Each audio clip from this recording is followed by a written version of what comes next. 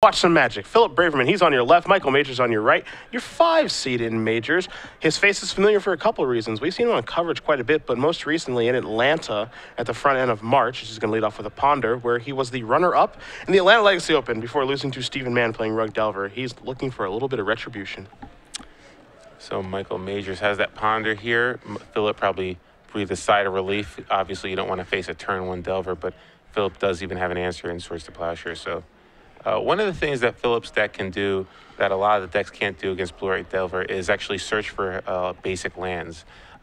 He knows Michael's deck list. He knows he doesn't have to play around Stifle. So not exposing yourself to Wasteland, really a huge benefit when you're playing against a deck like Delver. Yeah, it's one of the big selling points on Miracles. Is just that they do have a lot of basic lands in their deck. Braverman's list does have 4 islands and 2 plains to go on with the Tundras and a couple of volcanic islands. Major's going to sacrifice a Scalding Tarn. He's going to go play a Stoneforge Mystic. A little bit of shortcutting here.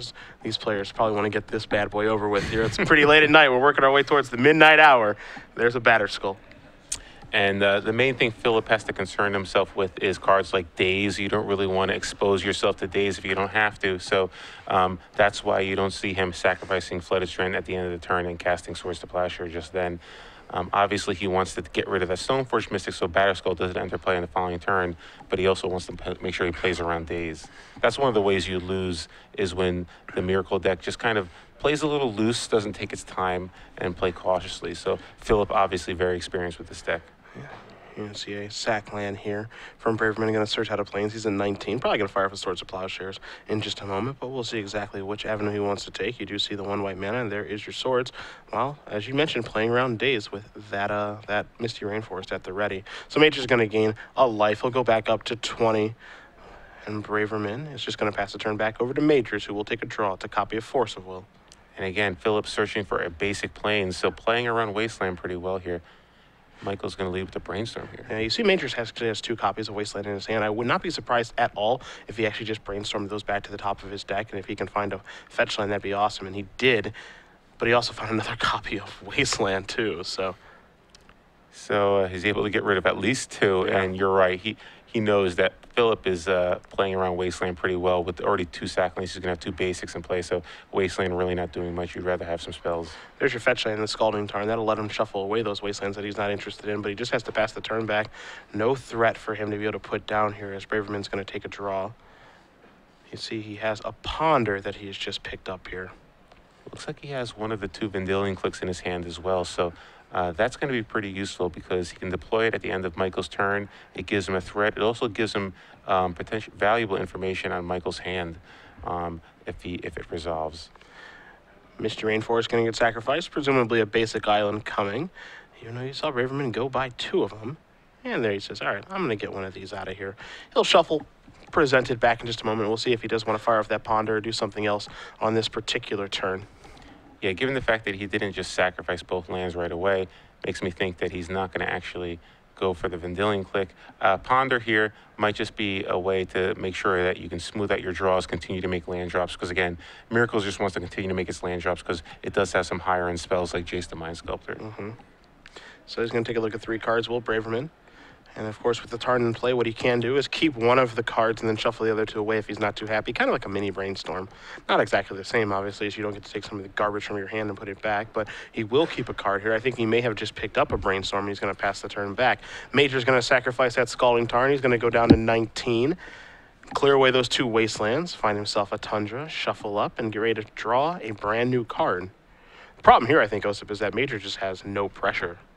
Yeah, giving Miracles time, not what you want to do. Eventually, they're just going to create this really dominating board presence or eventually just draw a counterbalance to really put pressure on Michael. So Michael needs something. He doesn't have really that many great options, though. It's not like he has Nimble Mongoose, Rug Delver, obviously one of the decks that can actually put up quite the battle against Miracles because of Nimble Mongoose. You see the grip here from a Gitaxian Probe, 2 copies of Vendilion clique, a Swords to Plowshares, a Brainstorm, another fetch land, Scalding Tarn, and a Jace the Mind Sculptor. So a beautiful hand here for Braverman. He's got some manipulation with the Brainstorm and the Jace, a removal spell with the swords, and then the Vendilion cliques to actually provide some pressure, and he can get information of his own.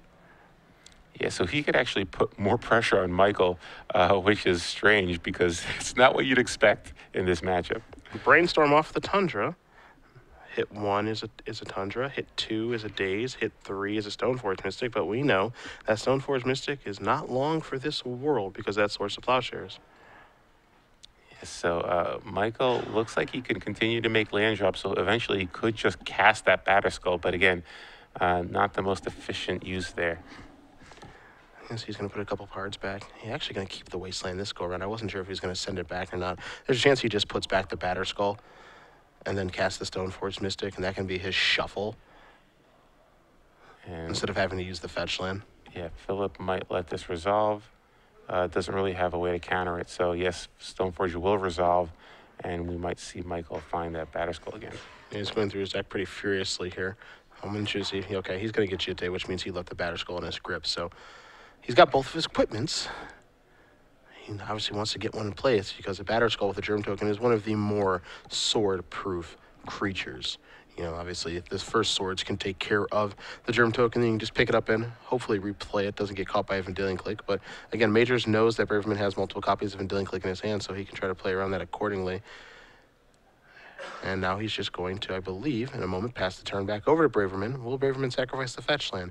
No, he won't. He has interest in drawing that card, which is another copy of Swords to Plowshares. Another copy of Swords here. So he can lay a Scalding Tarn, and let's see if he wants to just use Plowshare right now. He, again, doesn't want the batterskull efficiently getting into play, so he is going to use Swords to Plowshare targeting the Stoneforge Mystic. I'd be really surprised if he didn't fire it off right away, so he actually is going to do that right now. And Majors is probably going to consider fighting over this, but he says, all right, I'm just going to let that go. So he'll gain a life and go back up to 18. And Phillip being very patient here, making sure he never exposes himself to daze or anything unnecessary. So I really like how Phillip's playing this game. Yeah, you and me both. I mean, he's sitting at 18. He's not in a big rush, but that's because he doesn't have a reason to be. He can just keep answering the threats one for one and then win the game eventually. So Michael with a couple lands, one of them which is a wasteland, along with those 2 pieces of equipment that were searched out with the Stoneforge Mystic. Major's going to sacrifice that Misty Rainforest, get himself a volcanic island. And again, we know he has a wasteland in his hand, so he could just play that and hardcast the batterskull. He does have Force of Will protection as well, and it looks like exactly what he's going to do. He will deploy the living weapon. We'll see if it's going to resolve or not. And again, Majors does have an idea of what is in Braverman's hand from a Gataxian probe, so that's going to be good to go. Living weapon trigger, we think, in just a moment, but we'll see here. Looks like we're going to see Brainstorm from Phillip at the end of Michael's turn. Batterskull Germ Token waiting to enter play. Yeah, there's a chance that this is in response to the Batterskull, but we'll see. As here's a Batterskull, here's a Scalding Tarn, and there's another Copper Scalding Tarn. So a non-Force of Will card, as this is in response to the Batterskull. And you have to imagine that Phillip is probably not too concerned with the Germ Token. Again, he has a Swords to Plowshare. So if it does resolve, he can Swords to Plowshare the Germ Token, and he still has that Vendilion clique. So if Michael ever bounces the Batterskull, he can use the clique to kind of deal with the Batterskull permanently. Yeah, let's just not forget on Major's side, because of the attacking rope, he knows that Braverman has most of these options. He doesn't know about the brand new swords because that was drawn, but he knows about the Jace, he knows about the Vendilion clique, so he can try to play around that appropriately and pick his spots with the Batterskull. Batterskull will resolve. Here comes your Germ Token in just a moment, and now Braverman is going to sacrifice that Scalding Tarn to make it a perfect Brainstorm. So let's see what Phillip is going to search for here. You imagine he's still going to try to play around Wasteland, but no, he's going to go for a Tundra here. Possibly baiting? Again, I don't really know why you would want to get Wastelanded here. Simply because, you know, Michael has 5 mana in play. It's unlikely he won't be able to get 5 again. So maybe he thinks, okay, if he uses a Wasteland, he can't actually bounce and recast it. But not sure. Maybe he just needs the colored mana. Of course, you know, in that situation, it was a Scalding Tarn, so he can't search for basic planes with that. But at the same time, he could have just untapped, drew Swords the thing, and then moved on with life. So it is a little bit curious that he does search for a Tundra, then opens himself up to Wasteland a little bit. You're going to see a sacrifice here of a Scalding Tarn, so he's going to go a little bit deeper into his deck. Probably find a basic island as he passes by a Tundra, and that's exactly what he's going to go get. Looks like we might see him deploy Jace here, but there's also the chance that it's a Vendilion clique. Yeah, I kind of like playing a little conservative here. He's been playing cautiously the entire match. Why not just lead with a Vendilion clique to get more information?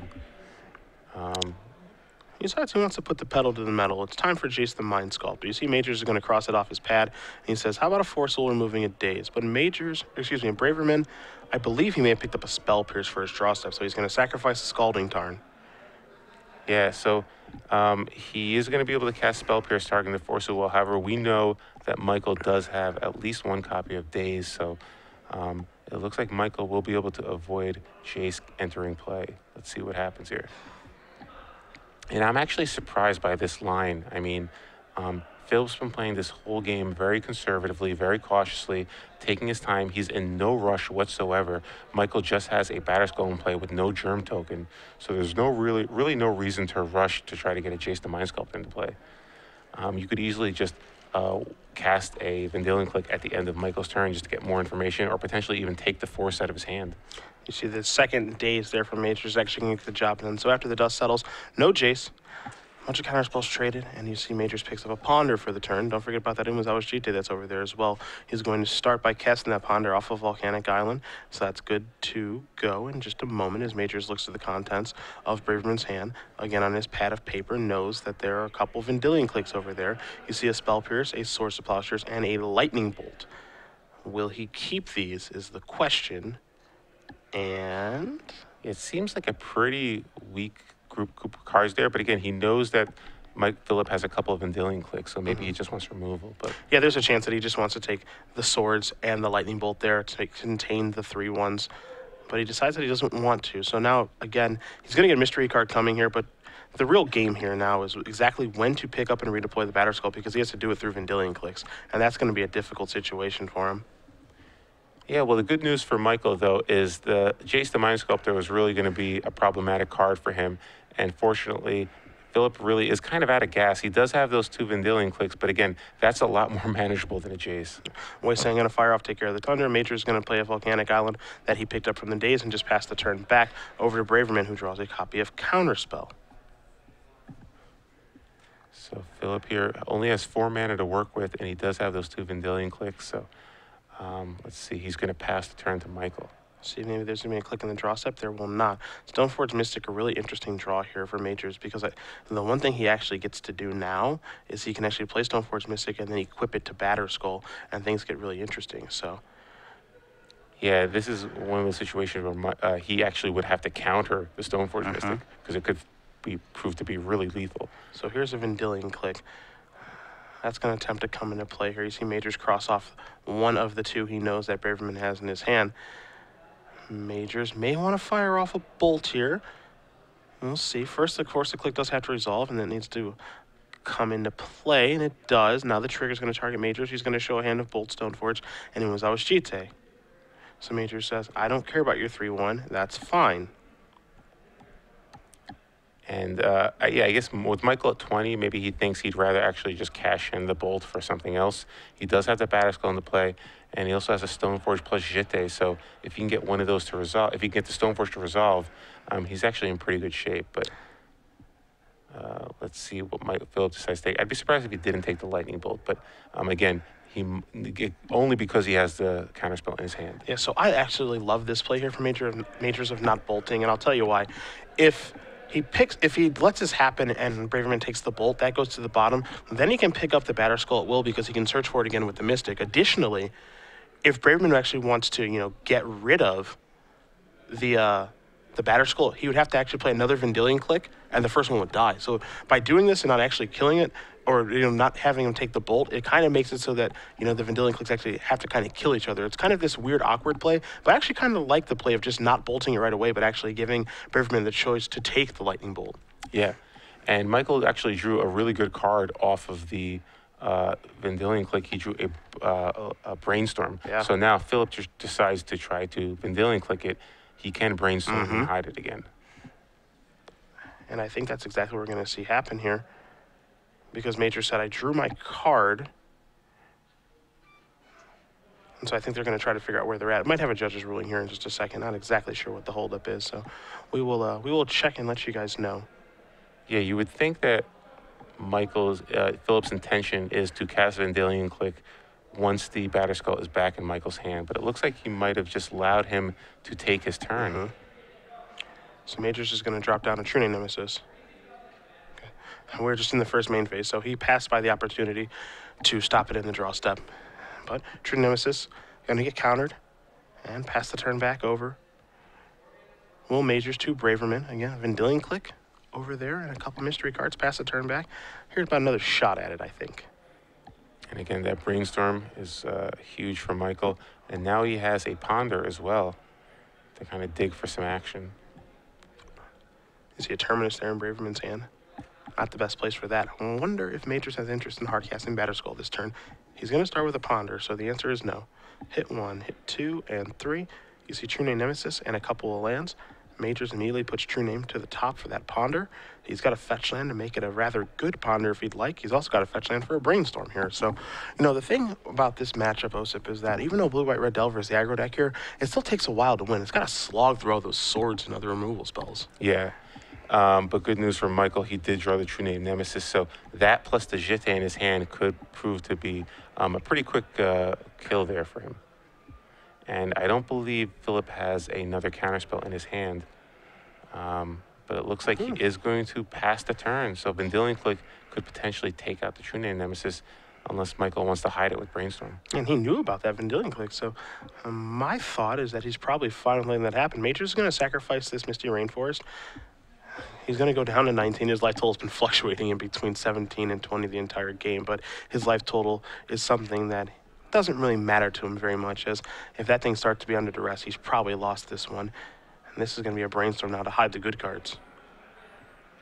Yeah, the Miracles deck doesn't have a lot of reach, so it doesn't really matter what his life total is at as long as he's able to stabilize or kill Phillip. Gitaxian Probe, a Misty Rainforest, and a Force of Will are the 3 cards drawn there.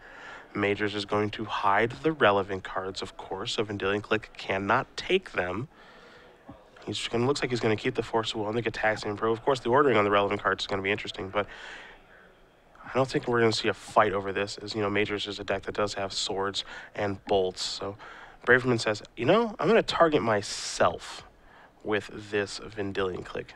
I want to put the Terminus on the bottom of my deck, find a new card. You see he's picked up a Counterbalance. Yeah, it looks like a Counterbalance, and it might be a Snapcaster Mage as well. So, yeah, Counterbalance and Snapcaster Mage in his hand. And he's going to attack Michael down to 16. It looks like he might have a Jace as well.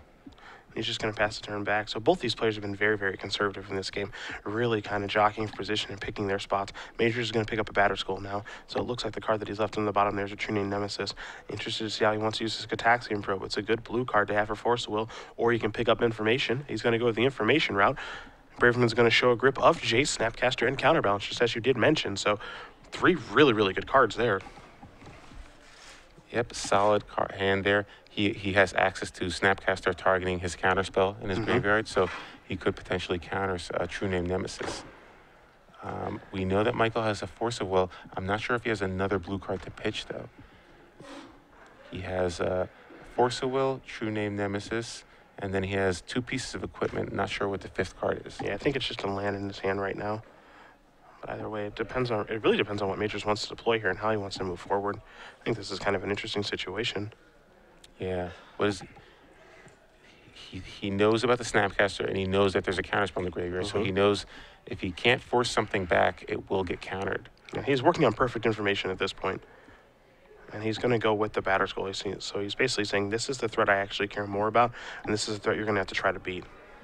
Yeah, so if Phillip does try to go for a Snapcaster here, Michael does have Force of Will. And so important here not leading with True Name Nemesis, because that might be his only blue card. Here's Snapcaster Mage. Will this resolve?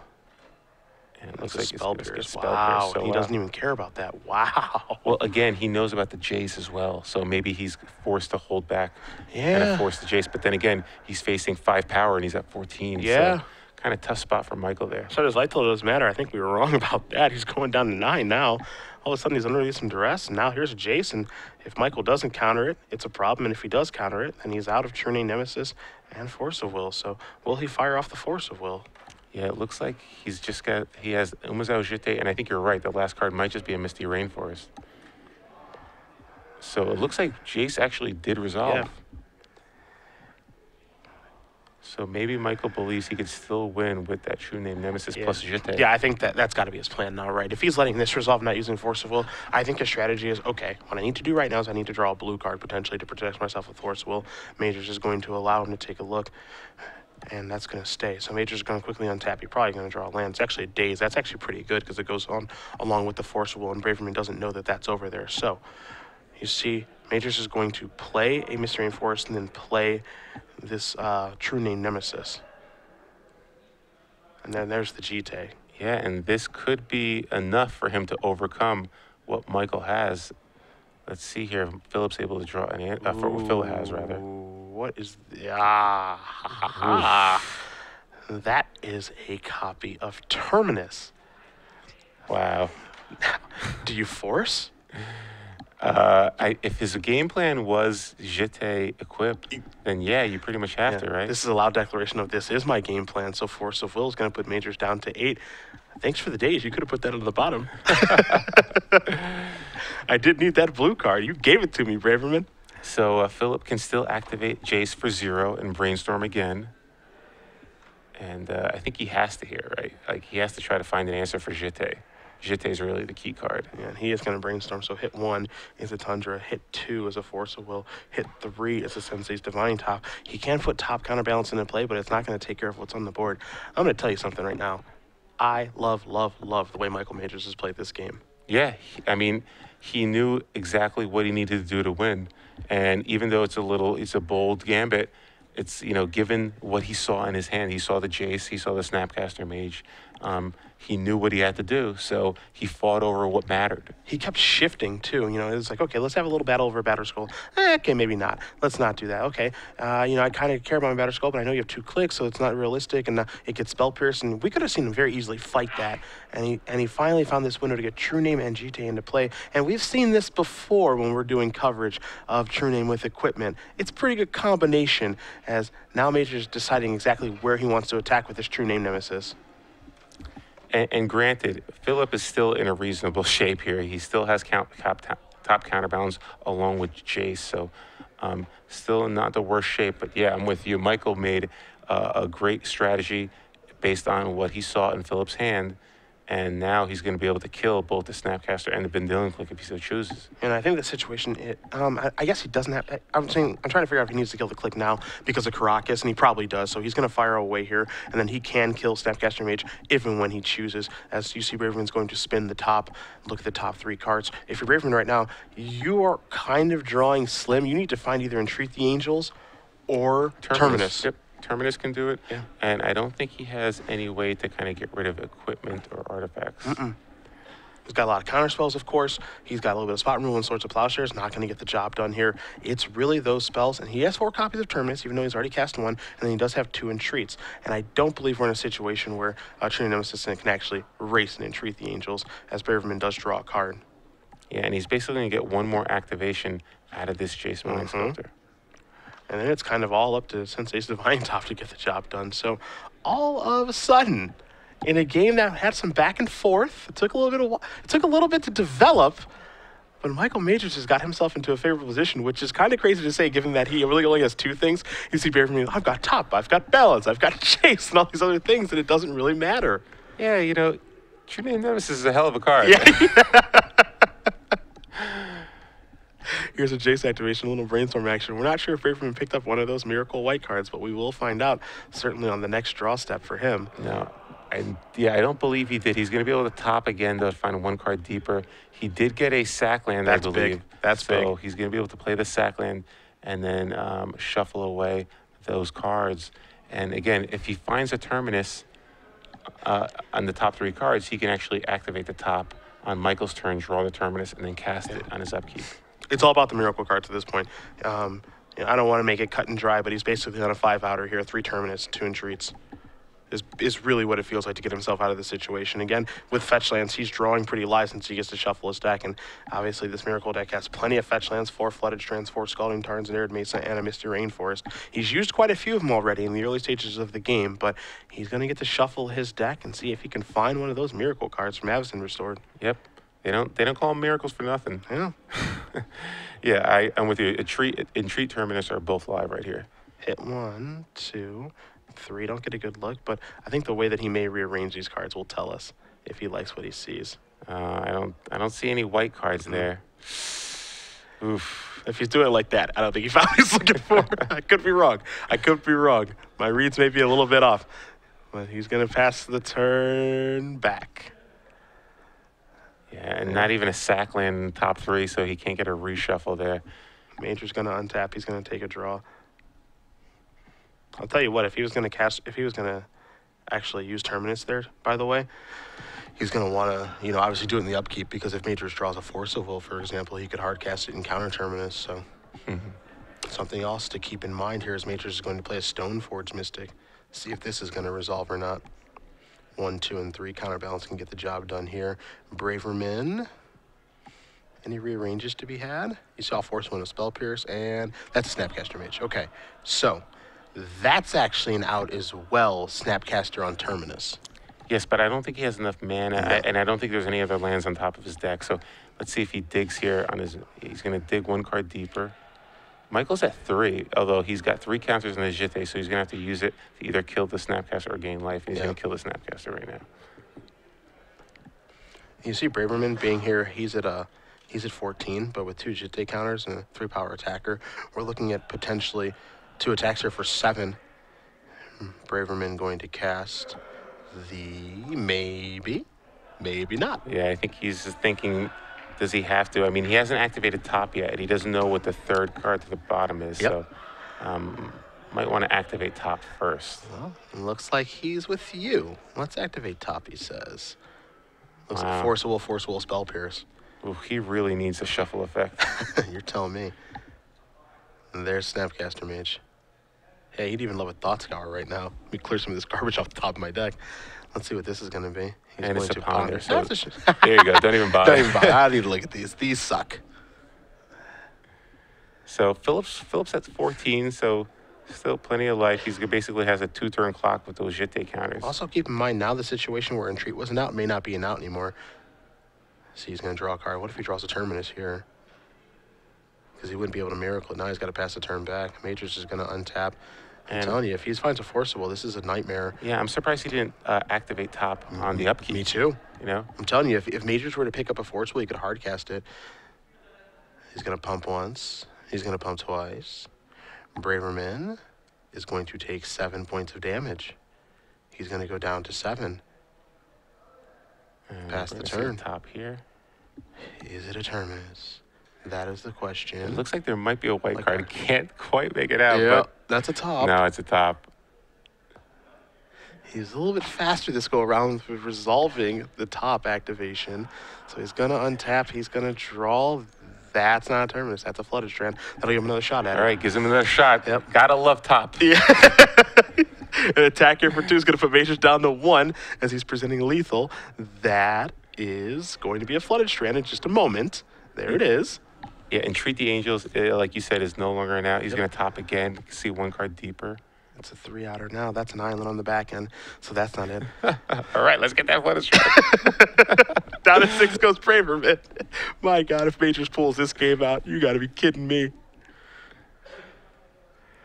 Yeah, it's got to be a 3-outer, right? No, nothing else? Yeah, he just found the 3 Terminuses in his deck. He's saying these things are in here, right? And it's like, yeah, they're there, all right. Better shuffle well. I guess technically, Swords to Plowshare will give him another turn, right? Or no, he's at 6 because he just used the Flooded Strand. Yeah, but Swords will put him to 8, and then he'll take for 7. Swords is on the power side. So if he swords his Snapcaster, he goes up to 8, and then Majors will be able to put him down to exactly 1. So Swords could technically buy him a turn if he sees it on top 3. He should not be drawing a card there, correct? Yeah. Yeah. I don't know why he's drawing a card. Yeah, I think he thought that he resolved a Ponder, and he should not be drawing a card. Yeah, he kind of realized it almost immediately, but he did kind of put the card into his hand. So just a lot going on there. I think he cast Ponder the turn before, and then he cast Sacrifice Flooded Strand. So just a lot going on there. Phillip might have gotten just a little confused, but still, he still has a couple of outs there if he's able to actually activate top. And he needs to find one of those Terminuses or a source of pleasure to kind of buy himself some time. And there's at least one turn, rather. There's a pretty high chance, unfortunately, for Braverman that that's going to be a game loss. Kind of puts a dismal end to what was a rather entertaining game.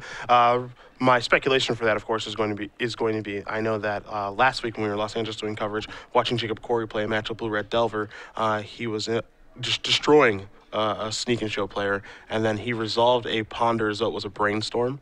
So he actually, he's far ahead. The sneak and show player is pretty much dead on the board, and he actually pondered and kind of brought the cards here to his hand, and if they're touching, even though he was able to say these are the 3 cards, and we can confirm that rules are the rules. There's obviously the ability for abuse over the course of a tournament and things of that nature. So it was a game loss, and Jacob Corey didn't even fight it, and then he ended up winning the next game anyway. So we'll see if that's what it ends up being. Obviously, you could see there where Braverman drew a card because he thought maybe he was still resolving his ponder, which he'd already resolved, obviously. That was from a fetch land sacrifice. So we'll see what the judge's ruling is going to be. But either way, we're in the situation there where if he finds a Terminus, he's probably going to win the game, and if he doesn't, he won't.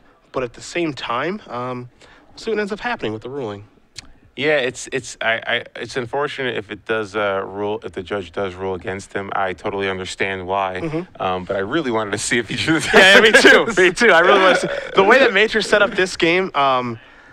I really, really, really want to go back and rewatch it because he really just shifted roles so beautifully of what mattered and what didn't. You saw it in the early turns of the game. Stoneforge Mystic swords it. Okay, that's fine. So another Stoneforge swords it. That's fine. Like, I have both my equipments now in Batterskull and Jitte, and he plays a Batterskull and he gets taken care of, and that's fine. He picks it up with the ability for a Braverman to actually put it to the bottom of a Vendilion clique, and he just decides, I don't care about that either, or maybe I do, or maybe I don't. Maybe we'll fight about this.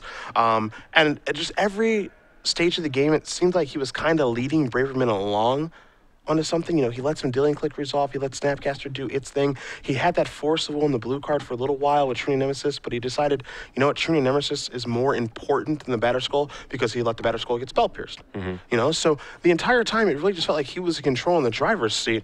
And we are being informed right now that it does end up being a game loss. I would love to see a little rabbit hole action to see if there was a Terminus there, but I guess we will never know. But either way, wow. Yeah, I mean, I think wow, Michael, that was a game. It's unfortunate because I think Michael actually deserved to win that game outright. Like just the way that he played, yeah. He played it. And the other thing is, I think Phillip really kind of he really played that game strangely because I felt like I really liked how he was playing the game early on. He was playing very cautiously, and he's taking his time. And then suddenly, for some reason, he decided he wanted to just try to force through a Jace that turn, just because he drew a Spell Pierce. But he had multiple copies of Vendilion clique. So why, if your Jace does actually get countered, then that's it. You don't really have that much action. So if I were Phillip, I think you just slow play it a little bit more. You have you're under no pressure. You cast clique, see what his hand is. You can take a Force of Will. If you're able to take the Force, that's a whole different ball game. Yeah, either way. Game 1 goes over to Michael Mage. We'll be analyzing the sideboards in a second, but it is trivia time very quickly here. You want to do it or me? You want to do the question or me do the question? By all means, go ahead. I get the question. You're the boss. Okay. Oh, well, thank you very much. Get your Twitters ready. Hashtag SCG Premium 12-month giveaway. This probably isn't your first time doing this. Pretty simply, we're going to analyze Mr. Major's sideboard here, and one of the cards that he does have in his sideboard is a 4 of. It's someone who is probably at home watching the coverage. He's an invitational card. He cost a white and a blue mana. If you can name the card that I'm speaking of, his name, you know what? Heck. His name is Chris Pakula. Chris Pakula. There you go. If you don't know the answer to this, you don't know Magic history. Hashtag the answer, SCG Premium, the name of Chris Pakula's invitational card, and we will announce the winner at the conclusion of our finals match here between Michael Majors and Phillip Braverman. So, again, hashtag SCG Premium, and make sure you're following at SCG Live as we're going to head back over to the match. The players are going to be sideboarding. We're going to take a look at their sideboards here. Phillip Braverman with a mountain to facilitate some of the red cards in his sideboard. Pithy Needle, Grafdigger's Cage, 1 Red Elemental Blast, 2 copies of Power Blast, a Rest in Peace, a Disenchant, an Aether's Horn Canist, 2 Stoneforge Mystic, a Meddling Mage, a Vendilion clique, a Venture Shaper Savant, and a Batterskull. Osip, what do you like? I like the Red Elemental Blast and the Power Blast, obviously. I also like the Venture Shaper Savant. It's a way for him to kind of break out of a counterbalance lock later in the game. I also like the second copy of Batterskull as well. Oh, I'm sorry. That was Phillip's sideboard. From Michael's side, He's got the the Meddling Mages, obviously. Meddling Mage, not that great. Obviously, you can name Terminus, but there's a lot of ways that Phillip can actually deal with the Meddling Mage. So don't really like Meddling Mage that much in this matchup. Flusterstorm is a card I do like. Obviously, there's a lot of spells that might have to get fought after. So Red Elemental Blast, obviously good. So probably bringing in some cheap counter spells. Wear Tear, it's a way for him to kind of deal with counterbalance potentially, but again, it's unlikely for that to resolve if a counterbalance is already in play. So I kind of like the Elemental Blast of Flusterstorms and possibly the sort of Feast of Famine as well, just because it's one of those things where once you have any equipment in play, any creature is going to be pretty impressive with it, including True Name Nemesis. You see Major sitting here at the table. He's sideboarding, taking a look in the deck list, trying to figure out everything. Braverman is taking a bathroom break, probably take a moment to recompose himself. And I know some people are probably sitting at home who may or may not play a lot of tournament Magic, as we have over the course of our lives, wondering, that kind of ruling kind of stinks, You can just figure out what the card was and put it back. But you have to understand that while, there are matches that do take place on camera so we can actually remedy a situation, there are other times there are matches that are not on camera, and so someone can actually use that and abuse that privilege. So I know, and I kind of understand it probably will rub some people the wrong way, but you have to think in the grand scheme of things of, well, if I'm just playing a match against someone and they actually just draw that card because, I was resolving Ponder, So, it's just, it's a crummy way for it to go down in what was obviously a very entertaining game, but the rules are in place for a reason, so. Yeah, it's really important for the judges to remain consistent throughout the tournament, regardless of the situation. Obviously, there are some times where you can say, well, you know what he was trying to do, but you really don't. Yes. You don't know what is going through someone's head. Regardless of what their intentions might have been, you have to just go by the letter of the rule and try to just remain consistent. Now, there are some judges who like to be flexible,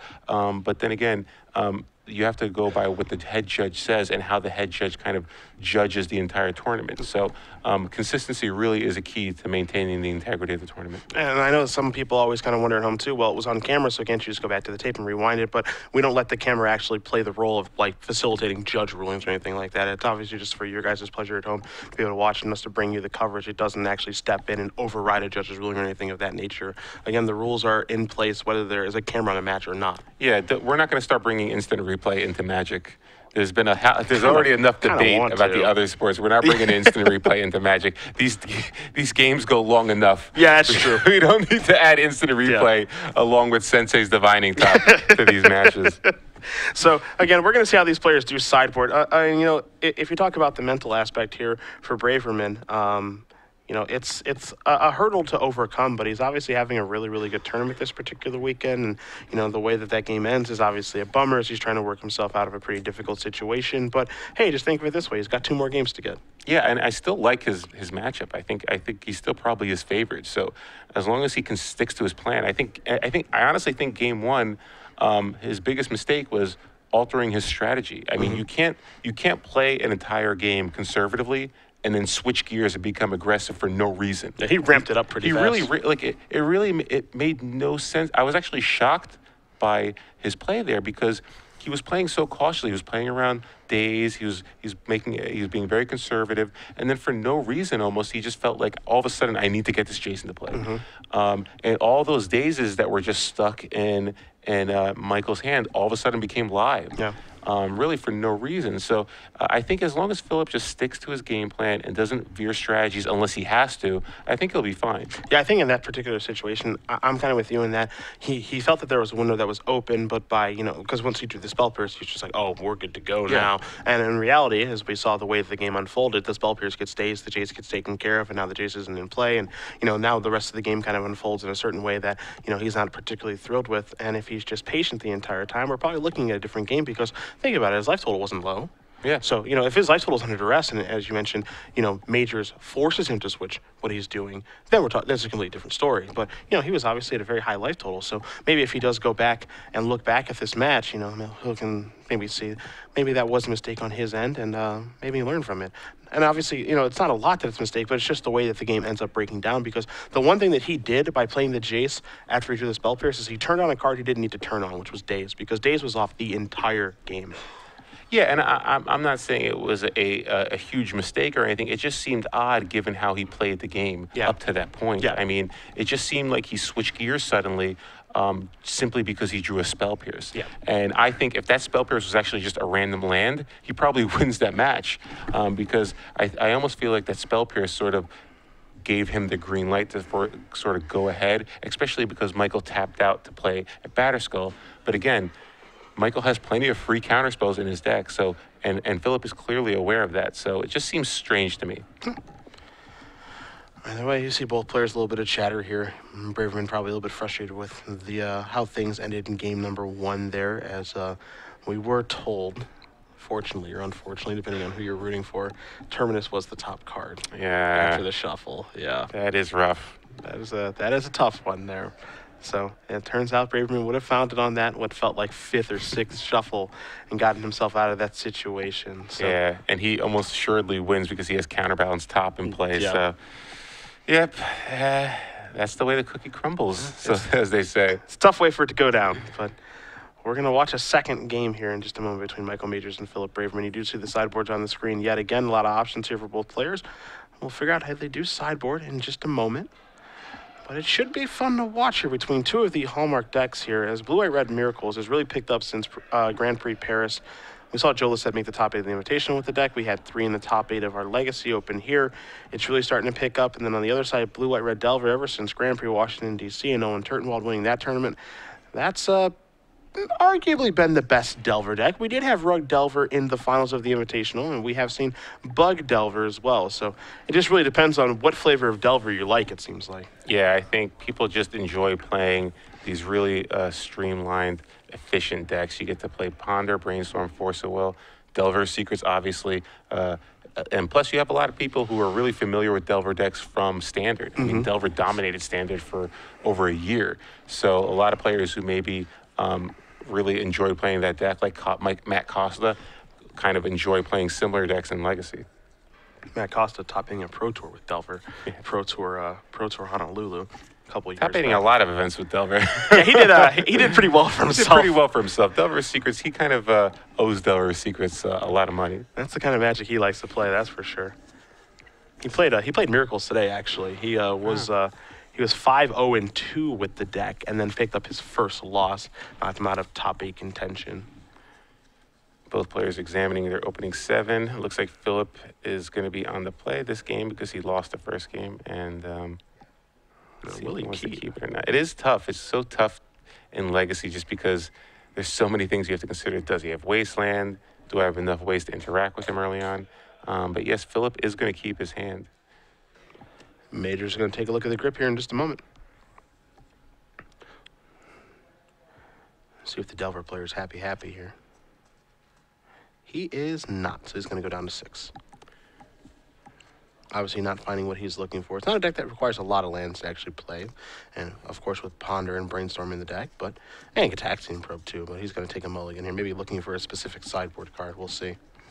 Yeah, usually this deck can afford to keep pretty aggressive hands like one-landers.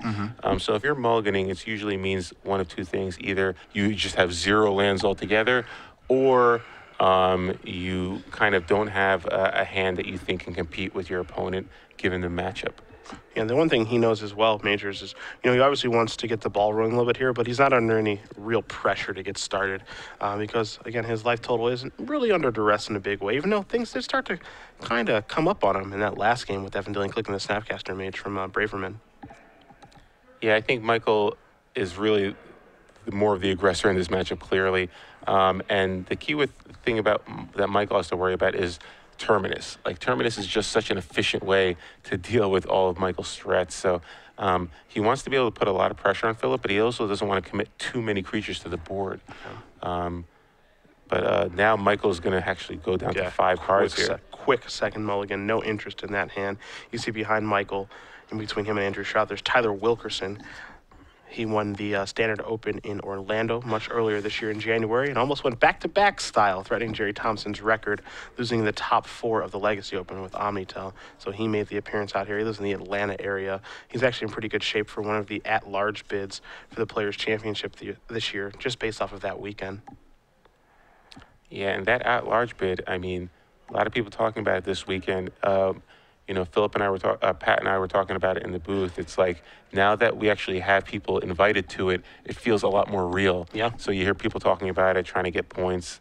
It's going to be interesting to see come the end of the year when those 8 bids are at large, how many events people start going to more and more. There's Sensei's Divine Top off an island there for Braverman, so he's off to a nice start. You see Majors picks up a copy of Meddling Mage, going to sacrifice Nerd Mace, so we'll see if he's going to search for the Tundra or the Volcanic. He's going to go with the Tundra. Let's see what kind of turn 1 play he's going to have here. It looked like he did have a Meddling Mage in his hand as well, so turn 1 Delver, turn 2 Meddling Mage, pretty good start, but no, it is a Ponder instead. So there's a Delver, there's a Red Blast, and there's a Gitaxian Probe. So a couple of nice ones there for Majors. He does have another land. You see another Ponder in his hand as well, and the Meddling Mage. So he's consulting the grip before he sets down the Ponder, and he's going to shuffle away. I thought there was a chance he may keep those, but not interested in that at all. yeah, it looks like he might be a little land light. I think he might just have that Tundra and no other land in hand. Not sure, but if that's the case, I can see him wanting to shuffle away there. He does have a Force of Will. And it looks like he just drew a Spell Pierce there. So, yeah, it doesn't really have a lot of extra land. And Phillip, it looks like he's going to top on his upkeep. And he's going to rearrange his cards, and he's going to draw a Swords to Plowshare for the turn. So he's going to play a Flooded Strand.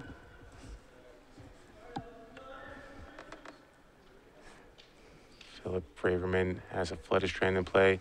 He's going to sacrifice it right away to shuffle away the cards on top of his library. He's going to get to use the top again to look at some new cards here.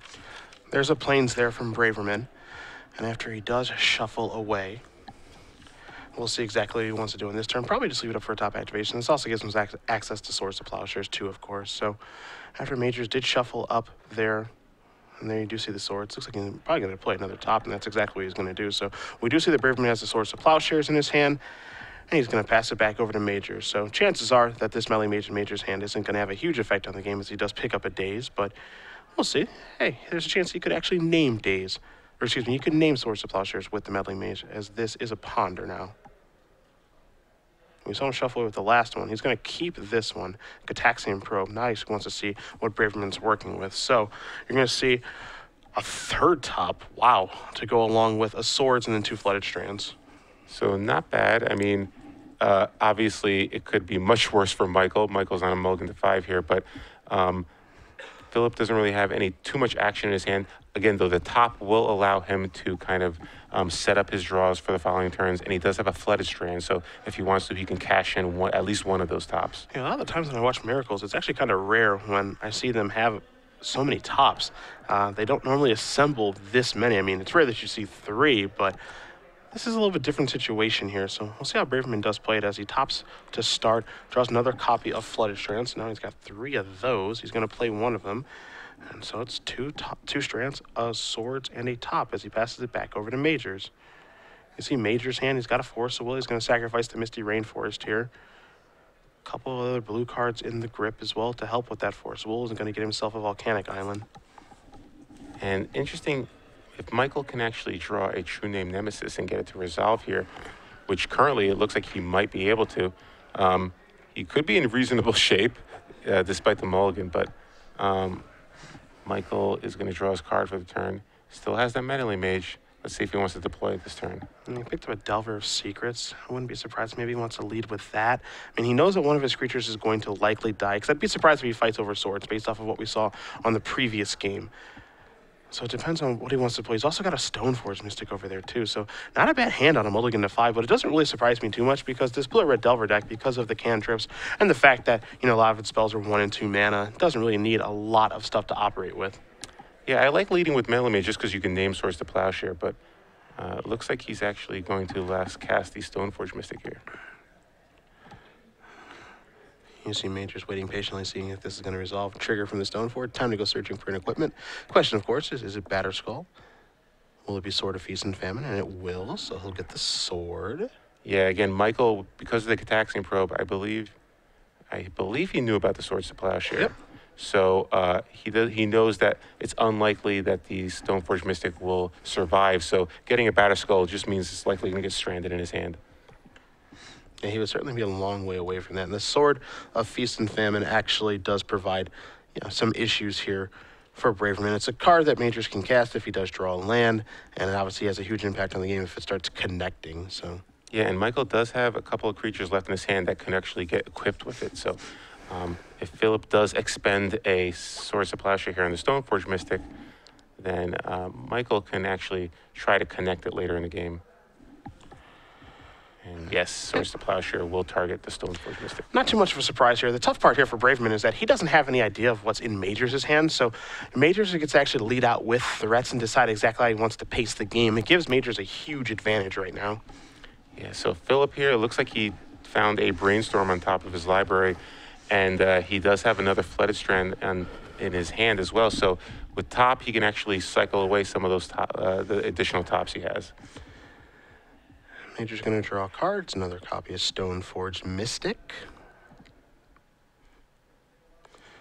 And he's going to drop this down. And this is very reminiscent of what we saw in the last game, which is leading with Stoneforges here, getting the equipment, and then if Braverman's able to kill it, cool. And if he can't, well, that's bad news for Braverman. So there's a batterskull. All right, so you dealt with my first one. Can you deal with the second one? Yeah, the big question is, what are these tops floating? Because right now, Braverman's, realistically, he's not doing anything. He's just looking at a bunch of cards. Now, it looks like he's got a Snapcaster Mage, so he's going to play Snapcaster Mage. It looks like he's going to flashback the Source of Plowshares to take care of this this Stoneforge Mystic. Of course, Majors has to let this resolve, which he hasn't done quite yet. Maybe sensing a little bit of weakness here. Yeah, he does have a Force of Will in his hand. Mm-hmm. And I could see him just not wanting a creature in play on Phillip's side at all. So let's see what Michael wants to do here. And also, think about the way that he played the last game. When he had Force of Will in his hand, he was very, very conservative with it, waiting for the last possible moment to use it. And when he did use it, it obviously played a huge role in the game. Maybe he's sensing a little bit of weakness here. So there is a Force of Will removing a Spell Pierce. So a little battle over a Snapcaster Mage. And Braverman says, well, I'm going to draw a card, as he does know that top card. And not sure what it is. It looks like there's a Brainstorm. So he does have a Brainstorm and Flooded Strand along with that third top. And again, there's a top, and then there's a couple of cards on top of his deck that Braverman already knows about. So Snapcaster Mage is already in play. It already starts with Batterskull. Or excuse me, Stoneforge Mystic already in play, searching for Batterskull. Snapcaster Mage is the card that's on the stack. It's being targeted by a Force of Will. So we're having a little battle over this, which is a little bit surprising. And now Braverman looks like he's going to spin top. He's going to look at a top and then two other cards.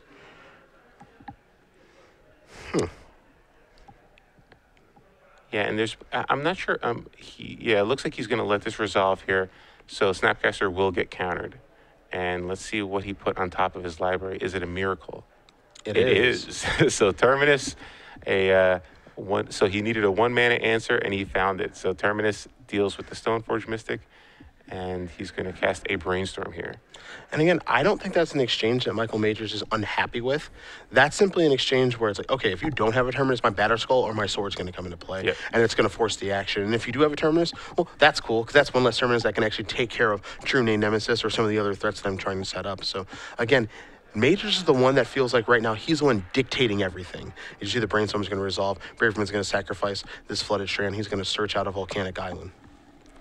And it looks like Phillip drew a Disenchant for the turn, so he does actually have an answer to both Batterskull and Sword of Feast and Famine. And looks like he's going to cast a Ponder now. He did shuffle away those extra tops that he had. And looks like we're going to see a Brainstorm, Sensei Divine top, and a third card here. He is not happy with either of those cards. All right, well. Begs the question, I wonder what he's looking for. Jace the Mind Sculptor would be huge, but he only has 4 mana currently, so he might not want to cast it, expose himself to daze, but... We saw how well that worked out the last game. Counterbalance huge too, obviously. Yeah. So you see just one volcanic island available. A lot of cantripping this turn. Does have a top in play. You see the Flooded Strand in his hand. I think he's wondering if he played a land yet this turn. The answer is no, so he will play one. And he's going to pass it back over to Majors, who will quickly untap. He's going to take a draw. It's a Tundra. So good draw there for Michael. He finally gets a third mana, and now we might see Meddling Mage enter play. I wonder what this is going to name. I wonder if there's going to be any responses or anything of any nature. So Phillip deciding. It looks like it has resolved. All right, we're going to get confirmation from our spotter what this is going to be naming. This is going to be a pretty big roll. As there's the real picture of Meddling Mage, and it's going to name Terminus. And now Mage just feels like, okay, if Terminus is named, I can extend. Here's a Delver of Secrets as well.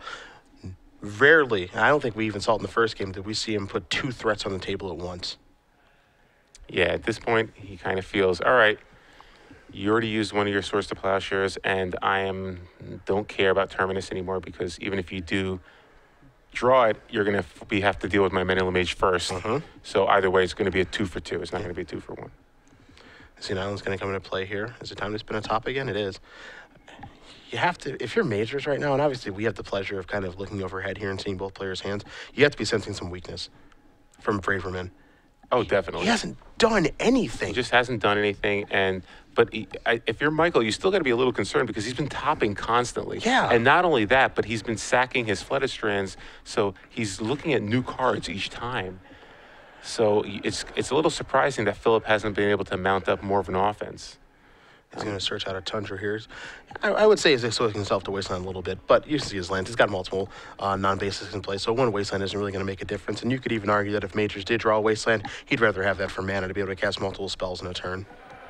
Yeah, so Phillip has Red Elemental Blast along with a Disenchant in his hand. And he's going to activate top. Take a look at 3 cards and just pass the turn back. Delver checking, hit. Oof, that's a hit. Good hit. Jeez, yeah. put the brakes on him there. So you don't get to draw that just yet, thank you. See, it looks like we're going to see Braverman maybe fire off a red blast against targeting the Meddling Mage. Any chance we have a fight over this? It is worth fighting over, I think, if you're majors. Yeah, I'm not sure he has much to fight with, though, because the Force of Will is still on top of his library. So he does have a Daze, and now he just drew the Force of Will. So Delver Secrets is going to swing over for 3, and now we're going to see a Sword of Feast and Famine get cast. So now the hand for majors, he has the Daze, he has the Force, and the Batterskull. So Braverman knows a couple of those cards. This is a Disenchant to take care of the sword. We could fight over this, but, you know, unsurprisingly, Major says, I don't want to pick that fight. So no more Disenchant, no more Red Blast. You got Braverman with empty cards, and he's relying on a Sensei's Divine Top to get the job done. Yeah, so he's going to see 3 cards a turn, but again, he's only drawing one of them. So Michael maybe thinks that Force of Will, he's got to use it on a key spell there, like Terminus or Jace. And you see Majors immediately counter this Force of Will, removing Daze. And Braverman's going to use the top. It looked like just 3 lands there. Yeah, it did not look good. I think the one he moved to the top was a Scalding Tarn, but not good at all. Yeah, so at least he'll get to reshuffle, but you're right. 3 lands, not great. He's going to drop to 10 here. And did we draw a Stoneforge? I believe that's the case. Wow. So I think there might be another equipment left in his deck, but he's just going to pass the turn here. Yeah. Maybe fearing Terminus. Yeah, the only equipment that could be left in his deck is a Jitte, and that means that he left it in his deck and didn't sideboard it out, which we're not sure of because the sword he's already gotten in the Batterskull stuck in his hand right now. So one thing that he can do by not playing the Stoneforge Mystic this turn is this allows him that if he draws a Brainstorm, he can put the Batterskull back on top of his deck and then search it back out for a free shuffle effect as he draws a Spell Pierce for the turn, and in comes the Delver. That's going to put Braverman down to 7, a virtual 6. Because of the Scalding Tarn, but oh boy. And it looks like there might be a Terminus on top of the library. It's Terminus or Entreat. It's Terminus, okay. So Phillip deals with the Delver Secrets, and now we're going to see, oh, that was prior to combat. Yep. So Phillip is at 10, and now we're going to see Stoneforge Mystic Resolve. Phillip has no cards in his hand and just that top on top of his library. Looks like he may have left in all 3 equipment because he's going hunting right now. And yeah, okay, more of a bluff. Jitte's out of his deck. So Phillip draws his card for a turn. It is that top. Let's see if he gets another activation this turn. And it looks like he will. He's got so much excess mana, it can't hurt, right? Yep, he still has that Scalding Tarn in play too, so if he's not happy with these 3, he can shuffle them away. Yeah, the other thing to keep in mind, we saw it in the last game where Braverman was fetching like crazy to try to find a Terminus. Think how many fetch lands he's already used this game. He's not going to get many more, fresh looks at things to do. So that means that if he does find a Jace the Mind Sculptor, as good as that card is, it'll be unlikely that he can actually, brainstorm with that and then, cycle away the garbage or be able to reset his top many more times. Yeah. So looks like Phillip's going to find a basic mountain now. Make sure that even if he loses his volcanic island to a wasteland, he's still able to cast any pyroblast he draws. Phillip shuffling, and yeah, you're right. He has no cards in his hand, so he's basically really relying on the top here. If he gets unlucky, if he doesn't hit an answer to Stoneforge Mystic, then that means Michael will be able to activate it and get that batterskull into play on his following turn. Let's see which one he wants to spin with. He's going to go with the plane. So 3 cards. You see a Tundra, there's a Scalding Tarn, and I think another land, and it looks like he put a fetch land on top. He's just going to pass the turn back here, so Major's going to have the opportunity to put Batterskull into play here as he draws a copy of Daze, one of the poorer cards that he could find right now. Well, Phillip is finding a lot of sack lands. Yeah, that's the only thing he can be happy about. Let's see what this is. I'm pretty sure this is a Scalding Tarn. Let's see if he wants to top first before he sacks. Can look 1 card deeper. And there's the Tarn. He's got the World of Mana here. And there's Stoneforge. So he's got this small Stoneforge Mystic package in his sideboard, along with a Batterskull and some other things to find. So this will get interesting now. He actually found something to do for this game. I honestly feel like he hasn't done anything. Yeah, the only problem is if he actually activates the top to draw it for the turn, Yep. then he's going to lose the top if he casts it. So yeah, so the big question here now is, all right, if I go get my Stoneforge Mystic, I lose my top, and I search out my Batterskull, do I think that that's good enough to get the job done? Yeah, and if you're Phillip, you really have to wonder because you have no cards left in your hand. You don't know what Michael has in his hand. Michael has 3 cards. One of them is only a Batterskull. So it looks like he's going to be patient here and try to get a turn. All right, in comes Batterskull for Mr. Majors. Germ token coming. There it is. BBD in the house. As Major goes quickly on tap, he'll take a draw. It's a red elemental blast. In we go for 5. Braverman's going to go down to 4. And all Majors can do is pass the turn back with a little bit of permission. He's got a Daze. He's got a Spell Pierce. He's got a Red Blast. Braverman draws his card. We know it's a Stoneforge Mystic. Wow, so this could be huge here. If he casts a Stoneforge Mystic, finds a Batterskull, and hard casts it this turn, Michael may be able to counter it because he has a Spell Pierce and a Daze. So let's see if that's enough here. Let's see what Phillip decides to do. He is going to lead with the Stoneforge Mystic. I believe that should probably resolve because I don't believe Michael has a counter spell. Yeah, not going to be able to get the job done with a Pierce, a Blast, or a Daze. And so, yep, that is going to resolve. So let's see. We're going to go for a Batterskull here. Yeah, it's going to allow him to do a couple things. It'll give him a shuffle for his top.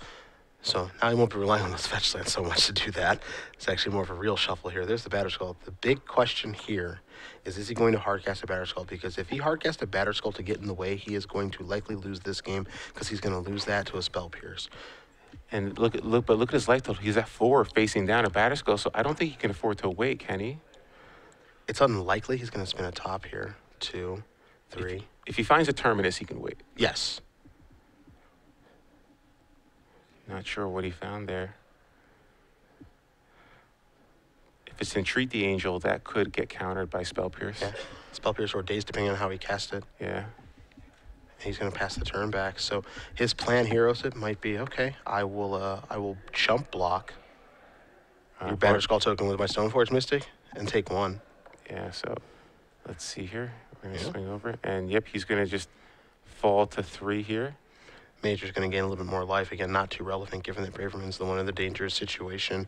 And all Majors can do is pass the turn back here. So Braverman's going to untap those lands. He's going to draw a card. That is an Entreat the Angels. This will be interesting how to pay for it. Yeah, he's got to be cautious. He basically needs to leave 4 mana up because he doesn't know this, but Michael has Spell Pierce, Double Daze. How many do you cast this for? There's the white.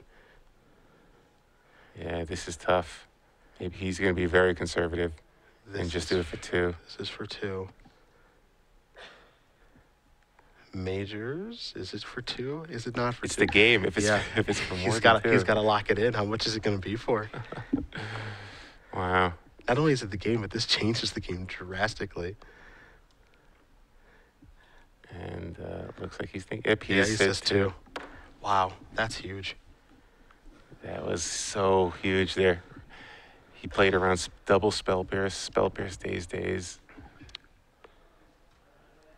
Yep. Wow, that's an impressive play. And yeah, looks like Michael isn't going to be really able to do anything about that. He could just try to tie up Phil's mana for the turn, but that's really not going to do much. Yeah, I mean, so one thing he can do here is if he uses the spell pierce in double days, he can make him lose the Scalding Tarn, which will put him down to 2, but also would take a fetch away. You see Majors is looking at his sideboard here to see, did I board out all my bolts? What am I drawing live to? It looks like he's boarded out all 4 of them. Yeah, he knows what's in Philip's hand. He knows it's this batterskull. Uh-huh. Yeah, he might make a move here. This is interesting, because Majors knows he's in trouble now. And yep, he let it resolve. Okie dokie. And come the Angels. And all I can do is pass the turn back. So Majors is going to untap. He'll take a draw step. Let's see what this is. This is a Misty Rainforest, borderline useless. The best thing that's going to be allow him to do is get 1 mana closer to equipping his Batterskull over to a Stoneforge Mystic. So I got a feeling here we're probably going to see him serve in with the Batterskull to try to trade with an Angel. Obviously, he has to trade because of lethal attack. So there that goes. The Batterskull's cleared up. And now Majors is going to pass the turn back. Spinning with the top. So Philip was able to stabilize for a turn, and now he's going to get back into the action of topping. Again, he still has that Scalding Tarn to kind of reset if he needs to get a better draw.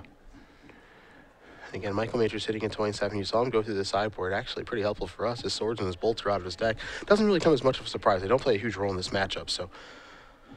I don't know what you're talking about. Philip's at 3. Yeah. If only that red elemental blast was a lightning bolt. Here's a draw from Braverman. Is it a land? Wow. Wow. Yeah, so that's perfect. So now we can actually cast Batterskull and still play around Spell Pierce double days. There it is.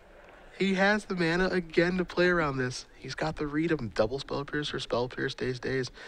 And now Batterskull's going to come in. If you are Majors, you got to draw something right now. Something like a Wear and Tear, something. Yeah, Wear and Tear is a good draw, and I believe I did see that in his deck while he was shuffling. So he's got to draw something that matters right now, or he's going to have to work his way out of a hairy situation. yeah, Sensei's Divine Top has been doing so much work this game. Yeah, it's like he's done. It's like Braverman's done nothing the entire time, but at the same time, it's like, well, he's done just enough, because Top has let him do just enough. So let's see what Mako's decided to do here. Looks like he's going to. Activate Stoneforge, maybe? Yeah, no, doesn't have any equipment to put into play. Maybe Hardcast a Daze? Yeah. He's going to try to bait him. Interesting. Yep, and Philip is just going to pay. Okay. Now he's going to Spell Pierce.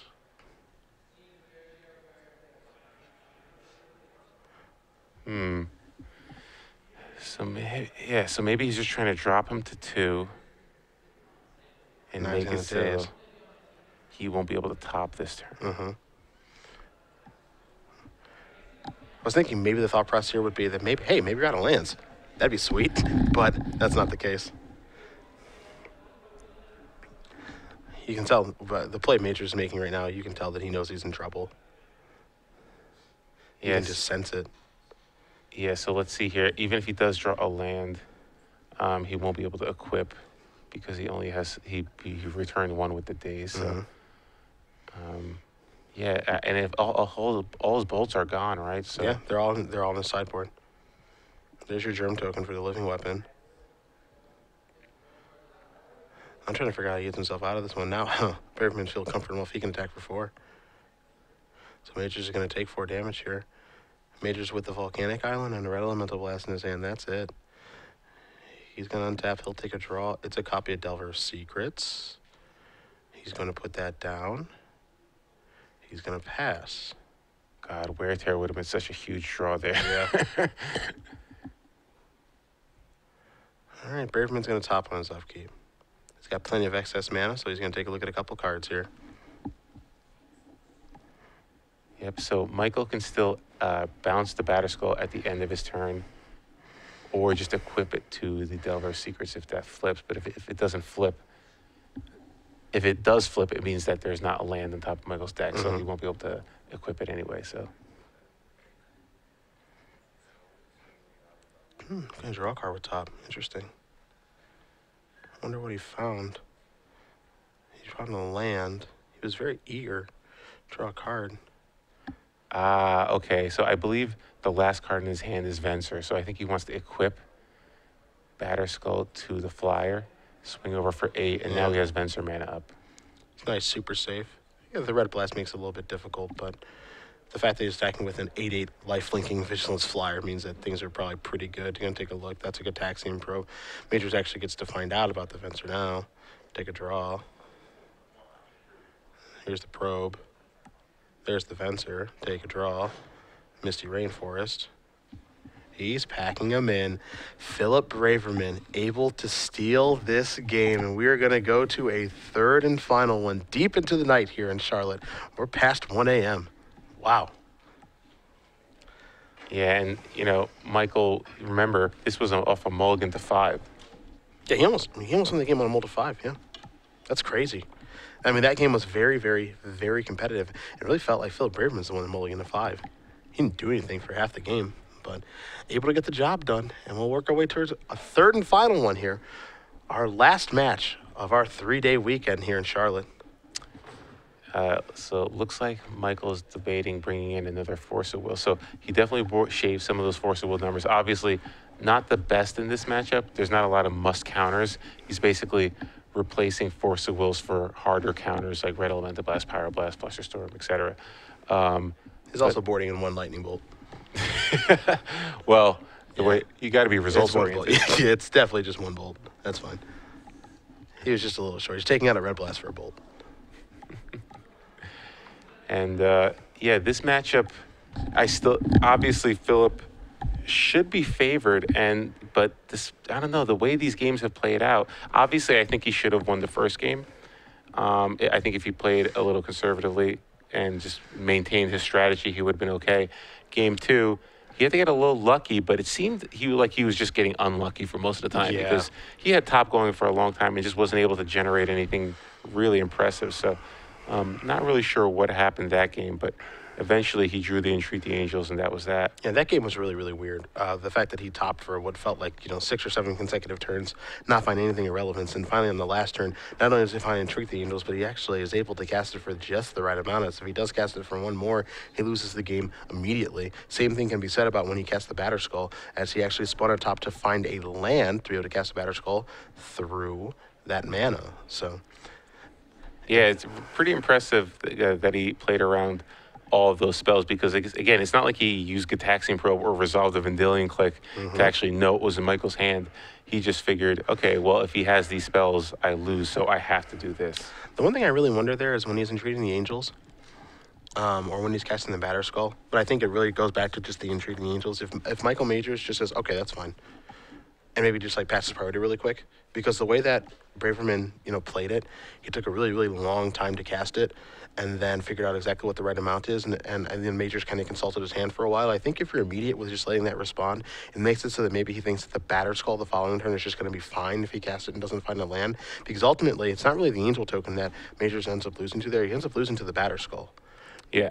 Now, I'm not saying that Braverman doesn't, find a land and is able to work his way through that situation. But I think by being a little bit hesitant there, as Majors was about when the Entreat the Angels is on the stack for 2, and he's looking at the Daze Spell Pierce, and he's just saying, I'm just one, you have just enough mana to be able to pay for all of this.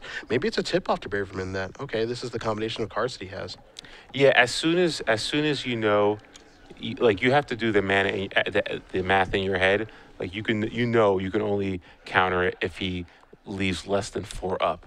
So as soon as he leaves 4 or more up, you got to just snap say yes. Like you can't give anything away. Because you're right. Phillip might have been able to get a sense that Michael was just 1 short off of countering it. So now if I cast Batterskull, I have to make sure that I have 4 mana up. Yeah, because, I mean, in what situation there, if you don't pause with the Entreat, in what situation there is he actually topping for a land? Unless the 3 cards are a lands with the top before the Batterskull turn, in what situation is he going, oh, yeah, I definitely want to land for this top. I've got 8. I need a 9th one, you know? Yeah.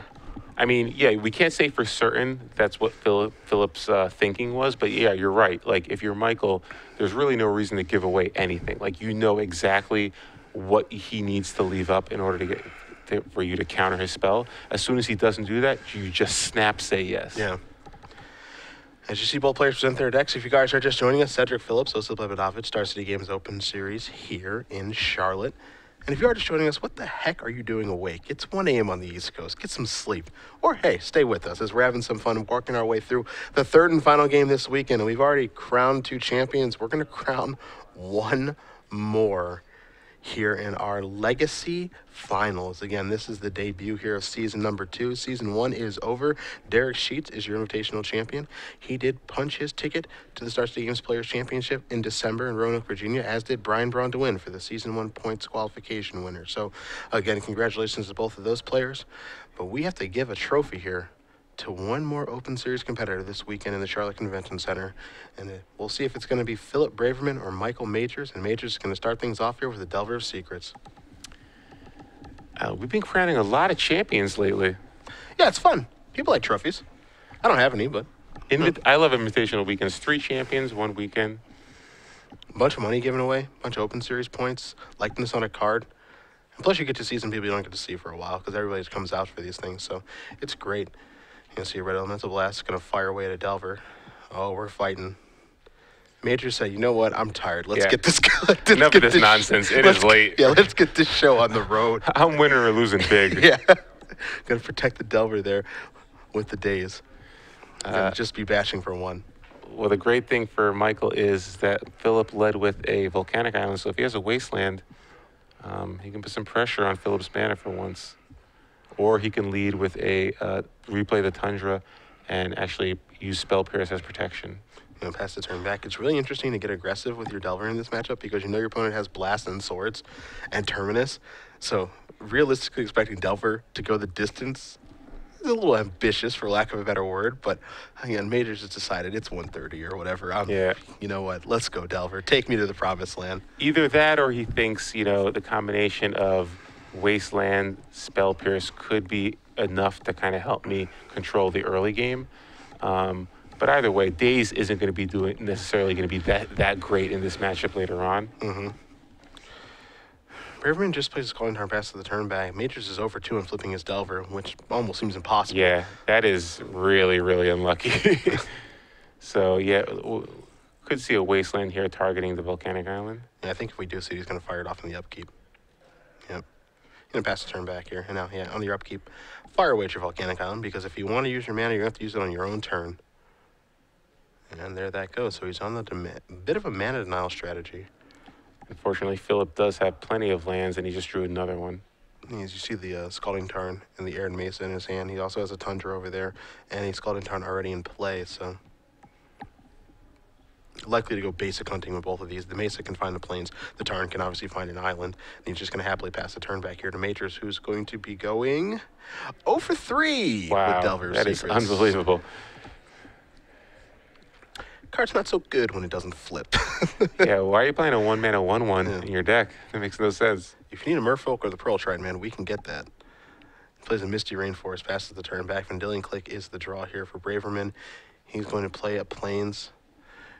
And the reason that he's done things this way is, of course, because he can play a Swords to Plowshares and play around to Spell Pierce this way. And I think that's what we're going to see him do. So, fire away. Is this on his main phase? Yes, it is.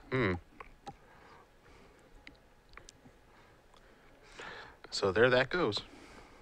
So he's going to pass to Michael here. And Michael draws another Delver Secret. So he can actually deploy Delver and Stoneforge this turn if he wants to. See if he wants to do both or not. Again, we have seen over the course of this match that Majors has been very conservative, not putting multiple creatures in play. The only time we saw him do that is when A, he's had to, or B, when he had a Meddling Mage naming Terminus to make it so he could not get 2 for 1. Looks like Phillip does have a brainstorm in his hand in order to try to sculpt a better hand. We knew he drew a Vendilion clique last turn, so he can cast that as well to kind of get more information out of Michael's hand, as well as get a blocker for that Delver's Secrets. Although, given Michael's history, I doubt it's going to flip. And there's the Tarn. 3 fetch lands in play right now. Braverman at a virtual 14. I mean, we're looking at a much different game there if the Delver had flipped earlier. Let's make it 0 for 4. Wow, unbelievable. Yeah. And you saw him thinking about adding that card to his hand, but what he might actually do now is sacrifice Misty Rainforest, but he does draw that card. It's a copy of Meddling Mage. Okay, so now we could actually see him start to deploy those threats because we know he's named Terminus with Meddling Mage in the past. Scalding Tarn's going to get sacrificed here. Braverman is going to take 2. He says, can I do this all at once? And Majors obliges, so we'll see what he's going to search out. I wouldn't be surprised here if it's just Island. He doesn't want to open himself up to Wasteland. Yeah, so we could see Vendilion clique here. And we could also see a fight over it, too. This is something to actually draw out some action. Yep, 3 mana. Vendilion clique. Will it resolve? Does Michael have counter spells for it? No, he's going to let it resolve. There's the grip. You see a Spell Pierce, a Meddling Mage, a Stoneforge Mystic, an Arid Mesa, and a Volcanic Island. Not the best of hands here for Majors, and I'm interested to see exactly if Braverman's going to take anything, and if he does, what will it be? Yeah, both the Stoneforge and the Meddling Mage are quite obnoxious cards. Obviously, Stoneforge proved to be very problematic in the first 2 games. Although Meddling Mage could name Terminus, Phillip has seen it happen before, and it looks like he might have a Terminus in his hand to go along with a Brainstorm. So, yeah, definitely Terminus, Brainstorm, and 2 lands in Phillip's hand. So let's see what he wants to do. He's going to take the Stoneforge Mystic, and I kind of like that play just because Stoneforge has been too good during the course of this match. Like the Lock of a Century was going to be a spell, but it was actually just another Misty Rainforest, and I was going to trade with the Delver of Secrets. I would bet the house that was going to be a spell, but the Delver just hasn't been able to find. So Stoneforge Mystic's on the bottom, so now Major's is left with just a really poor hand. He's just going to play this Volcanic Island, and it's time to deploy Meddling Mage. We'll see what he names. Last time it was Terminus, and we'll get confirmation and find out what it is this time, assuming it does resolve. Yeah, at this point, like if he's not going to actually, if he is not going to commit more creatures to the board, he doesn't have the Delver anymore. He might not actually need to cast Terminus. Maybe he wants to try to cast a more narrow card. But let's see what he names here. Yeah, it looks like he's going to name Sensei's Divinatop. Yeah, and I kind of like that because given how the role that Top played in the last game, and it's not like you're trying to protect your army anymore. You see Brainstorm there in Braverman's hand. Yeah, it's not a bad name. Let's see exactly what he finds with Brainstorm here. Because Braverman's got to assume that, okay, if I get rid of this Meddling Mage, I'm pretty much in the clear. You see a Terminus, and the 3rd card is a Ponder, so wouldn't be surprised to see him put back a Terminus here and set that up for maybe the next turn to be able to clear this Meddling Mage off again. For Braverman, it's just going to be a bunch of 1-for-1 trading because that's exactly what Majors wants it to be. And pretty unfortunate for Michael with those Delver flips. He basically left 9 points of damage on the table. Yeah, if that Delver flips, I mean, we're looking at a wildly different game. As you mentioned, 9 points off the table, potentially 12. Braverman could be down to in between 3 to 6 life, and then those fetch land activations look a lot worse, and he doesn't have any life gain in his deck outside of Batterskull, which he obviously hasn't found.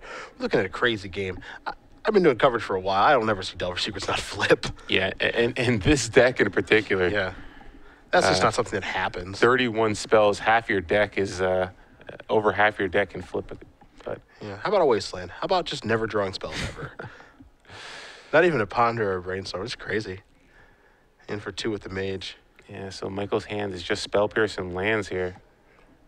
Yeah, here's a Terminus. We saw this coming. He set that back with the Brainstorm. I think Majors had to assume that was probably going to happen too. And I believe he has a land on top of his deck, so if he wants to, he can sacrifice the Arid Mesa to get a free shuffle, or he can actually cast Ponder. And there's a Tarn. So now he does have 2 shuffle effects, and he looks like he's going to cast a Ponder again. He knows the top card of his deck. He doesn't know the 2 underneath that. Now he might be thinking a little bit better of it, thinking he wants 3 fresh cards instead. Let's see what Braverman wants to do. And it looks like he does want 3 fresh cards. So he's going to sacrifice Arid Mason and go down to 12. We'll see if it's going to be a Plains or a Tundra here. Potentially a Volcanic Island as well. Yeah, I like getting 3 fresh cards here. You have another Scalding Tarn. It's not like you're really short on shuffle effects. Just might as well get 1 card deeper. And you see, he's going to get a Plains here. Of course, the Scalding Tarn can represent the Volcanic Island for his blast effects as well. So we saw him lose a Volcanic Island a little bit earlier to Majors' Wasteland. But he does play 2 of those, so he's actually in the clear there. He also has a basic mount as well, I believe. It's Ponder time. That's an island, that's a Flooded Strand, and that's a Snapcaster Mage. So one of those cards is good, and the rest of them stink. So I believe he can Snapcaster back a Ponder or a Brainstorm. Mm-hmm. And again, he can shuffle away the chafe on top of his deck as well. Gonna pass the turn back. Matrix draws a card. Oh my goodness, it's a Spell Pierce. No effect on the game. Man, his draws have not come together this game.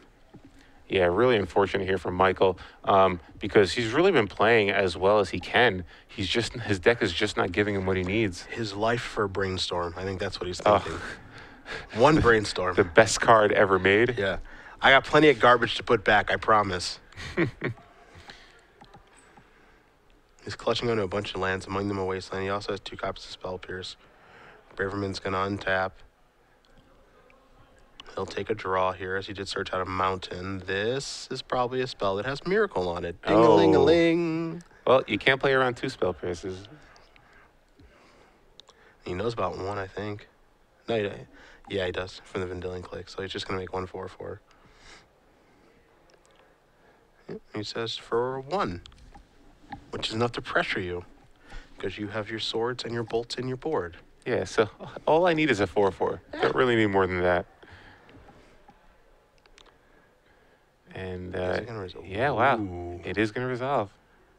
That is bold. I believe Majors has 2 Spell Pierces in his hand, chose not to counter. There's a Ponder. All right, Michael Majors gets to play some Magic. So immediately cast Ponder. Wouldn't you? Let's see if we can get a Brainstorm here. Yes, he does. Puts that immediately to the top. It's a Delver and Tundra along with those cards. Delver's Secret's not really good at fighting 4/4 Angels, but he can draw the Brainstorm and then sacrifice 1 of his sack lands to get a fresh draw if he wants to cast that Brainstorm.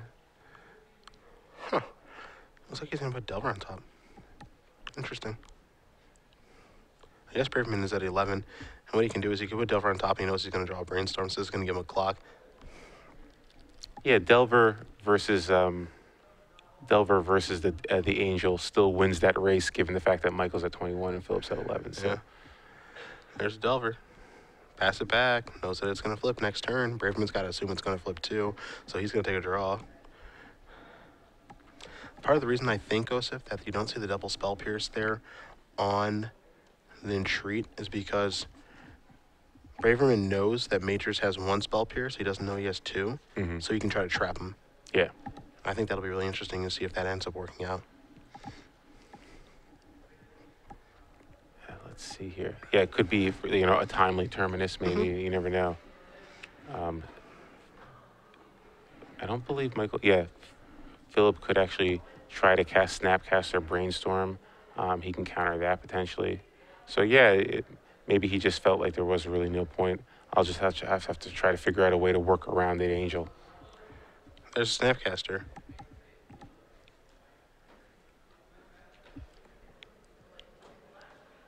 That's swords. So that is going to get resolved. Major's going to gain life. He's going to take 4. So he's going to go down to 18.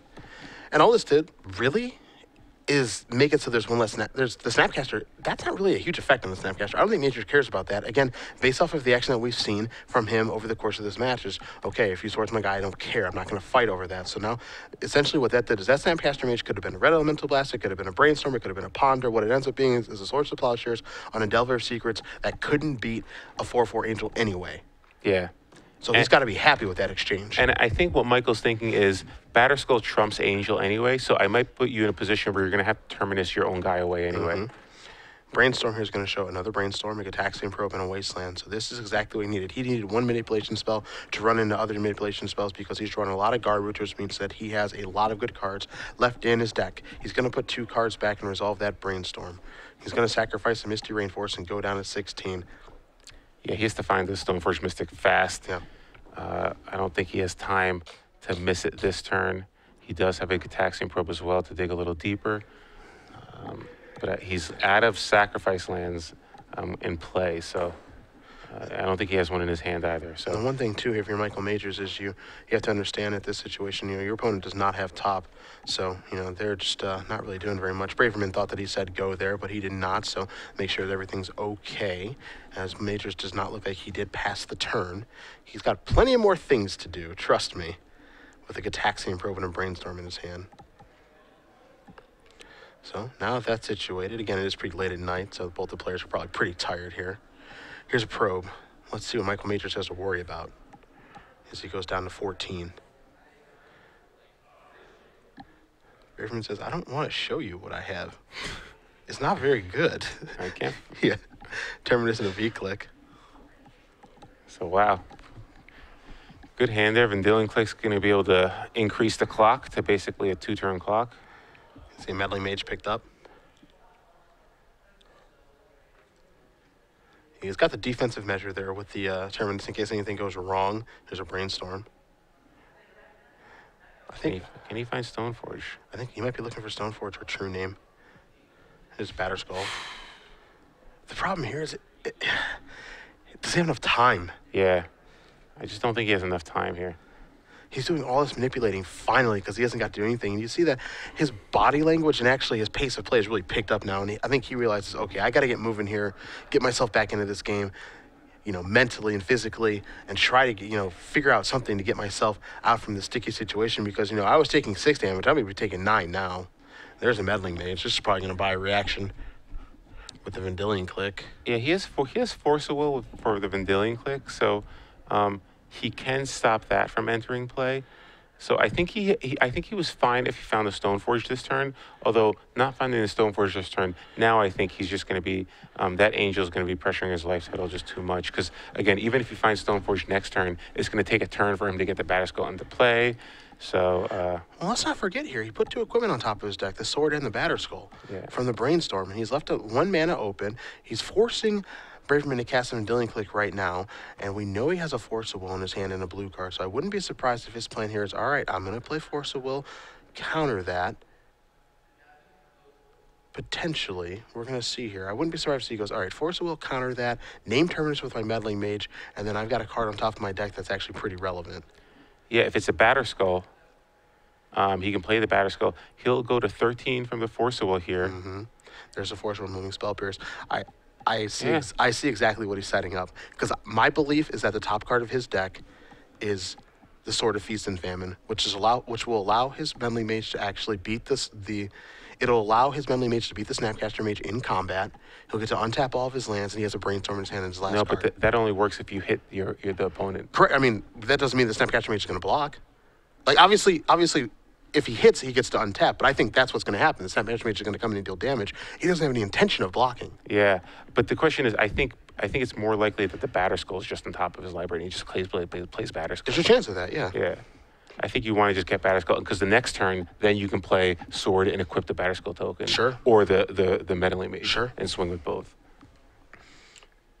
Here's what we know. There's an equipment on top of his deck. The question is which one, because he can cast them both. Yeah. So here's a Brainstorm. And see, this also, if there's a land here, and there's a True Name, that's a 3rd card down. Looks like he's going to take this. Ooh, is he going to take the Sword?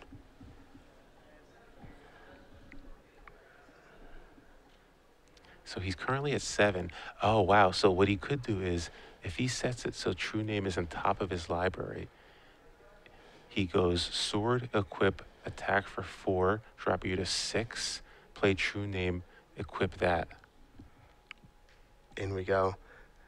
Puts him this, oh my goodness, trigger. Or play Batterskull. Yeah, I think he put True Name on top like you mentioned. Yeah, trigger. He discards a card, discards the Terminus. Draw. There's so Batterskull. Batterskull, because the True Name equip wouldn't have been enough anyway. So now Batterskull's in play. So now Phillip is at 6, and now he has 8 power in play. God, Majors just played so well. Yeah, I didn't know the last card in his hand was a Brainstorm, so yeah, he could actually cast both equipments in one turn.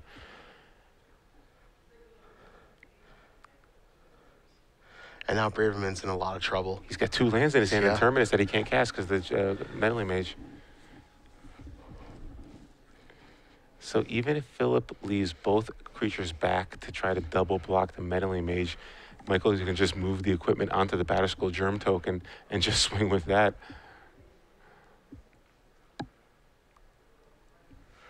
So 2 4/4s in play here for Majors. That Meddling Mage is naming Terminus. You see the 4/4 flyer from Entreat the Angels on Braverman's side. And then there's that Snapcaster Mage. And let's not forget, Michael still has that True Name on top of his deck. So no matter what happens this turn, True Name is coming down, and then that can get equipped with Batterskull. And now Braverman's fully put the brakes on here. So Majors is going to untap. He's going to take a draw. That's the True Name Nemesis that we know about. And he is free to attack with both creatures here because Braverman has to block. With both because it's a lethal attack. He has block with one, but it's a lethal attack. Yeah, I don't think he can. He can't afford to attack with the Meddling Mage because he doesn't want the Terminus to go. So I think if you're Michael, you might just cast True Name and pass. You don't really have a great attack here. If you attack, you couldn't get rid of the Angel. Like if you attack with the Batterskull, Phillip could block, just because maybe he doesn't want to go to 2. Maybe he's still not sure if you left your bolts in or not. But I don't think you can attack with the Meddling Mage. Oh boy. He's coming in with the Mage. All right, so we'll see what happens here. I think if you're Braverman, you're putting that Angel token on that Meddling Mage so fast to give yourself the chance to draw Terminus. Well, I'm not sure if he had the Terminus or not. Maybe he already used it. So. No, the Terminus got discarded to the Sword of Feast and that's Famine. right. Yeah, so he really needs to actually. Yeah, so he's going to actually block there. That's going to die. And now he has Terminus as an out. I'm surprised he turned that on. He's going to play True Name. Yeah, that's the thing. If your plan is to play True Name here, why wouldn't you just play it anyway and make sure that Terminus isn't an out? He's going to equip and pass the turn back and just hope the Terminus doesn't come rolling off the top of the deck. That's not a Terminus. I don't know what that is, but it's not one. It's a Stoneforge Mystic. Yeah, Stoneforge nothing can block the True Name, so as long as the True Name is able to attack, And Michael's going to win. And that is it. Michael Majors. Wow. Wins this match 2-1 over Phillip Braverman and is the Star City Games Legacy Open champion here in Charlotte. And you see his friends congratulate him, and I would too. He played some fantastic Magic. Yeah.